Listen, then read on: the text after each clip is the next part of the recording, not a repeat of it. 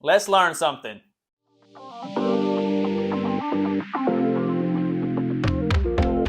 So today we're going to be talking about the book of Jeremiah.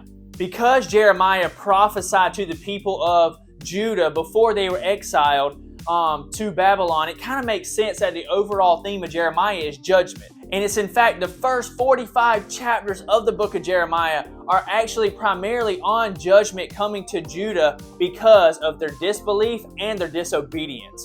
However, it's not all judgment. There is a grace aspect to this. The fall of Jerusalem comes 900 years after the original covenant between God and the Israelites in the Sinai desert, if you see that back in Exodus. Such an extended period of time is just a witness to the grace and the patience that God has for His people.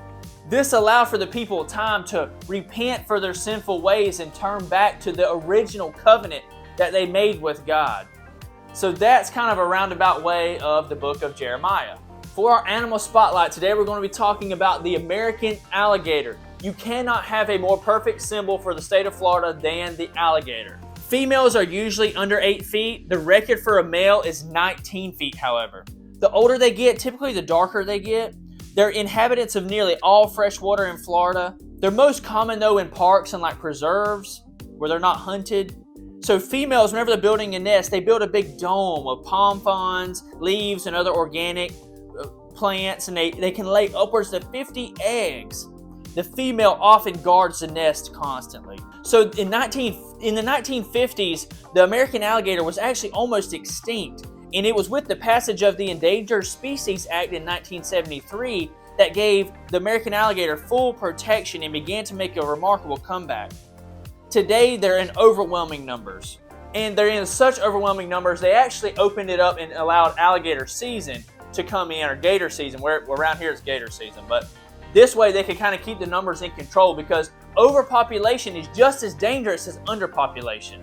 Today on the financial segment, I'm going to show you how you can calculate your retirement. Now, if you're already retired, I'm sorry, this is just not for you. Alright, so you're going to go to Dave Ramsey Investment Calculator. Once you get to this page right here, you'll notice that you can start filling in these blanks here.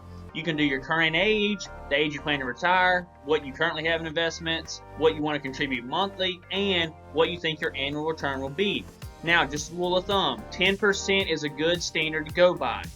If you have it in good retirement accounts like your Roths, your retirement, your 401ks, those kind of things, those typically return 10% on average.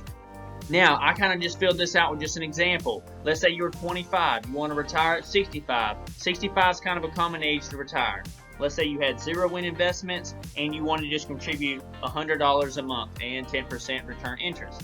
Now, that'll yield you $600,000 basically over the term of this investment period.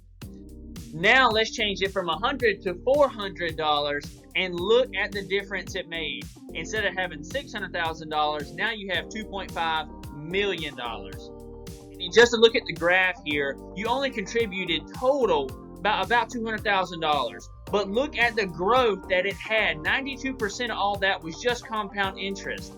That is astronomical. And this just shows you the power of investing in the right places. I would be ill-hearted if I did not tell you all these things now and showed you the importance of it, because the last thing I want is for you to look back 40 years down the line and say, I wish I would have done this. Instead, take what I'm teaching you now and yield you a future with wealth and generational wealth and all those different things, and get the retirement that you're able to get now. So on today's History Spotlight, we're going to get away from more so the stories and the history of it. We're going to actually talk about the world's largest countries. So as of 2022, the world's top 5 countries by population are China, India, United States, Indonesia, Pakistan. And believe it or not, India is quickly gaining on China.